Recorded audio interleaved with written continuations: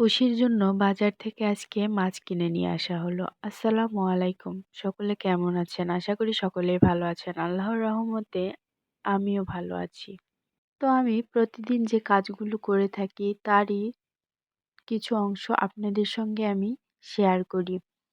তো আজকে আমার হাসব্যান্ড বাজারের থেকে পুষির জন্য অনেকগুলো মাছ কিনে এনেছে। দেখুন মাছগুলো দেখে পুষি তো অনেক খুশি, ভাবছে কখন আমাকে খেতে দিবে।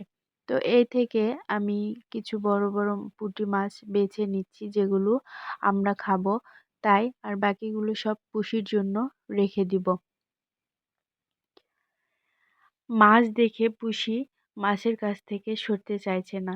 দেখুন, আর ওদিকে মা ছিম কেটে নিচ্ছেন। আমাদের গাছের ছিম পাড়া হয়েছে অনেকগুলো, সেই ছিমগুলো আজকে ভাজি করা হবে।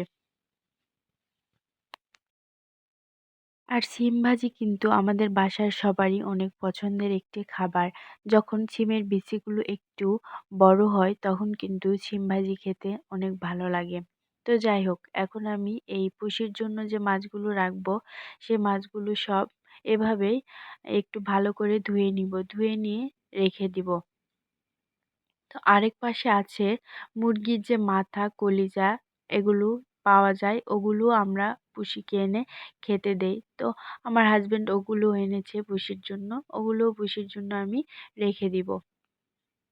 তো আমার এগুলো সব ধুয়ে নেওয়া হয়ে গেছে। এখন এই তো পলি ব্যাগে করে আমি পুষির জন্য রেখে দিব ফ্রিজে। আমাদের পুষি কিন্তু ভাত খেতে চায় না। ওর কিন্তু শুধু মাছটাই বেশি পছন্দ। মাছ ছাড়া কিন্তু অন্য কোনো খাবার খেতে চায় না।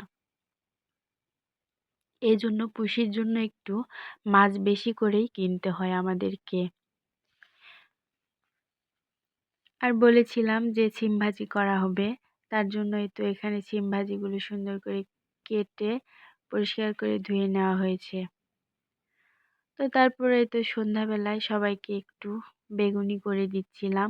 আর বেগুনিগুলো কিন্তু খুব সুন্দর ফুলেছে, দেখতে পাচ্ছেন আপনারা। কোনো একটা কাজ করলে কাজটা যদি মনের মতো হয় তাহলে কিন্তু মনে অনেক আনন্দ লাগে, তাই না?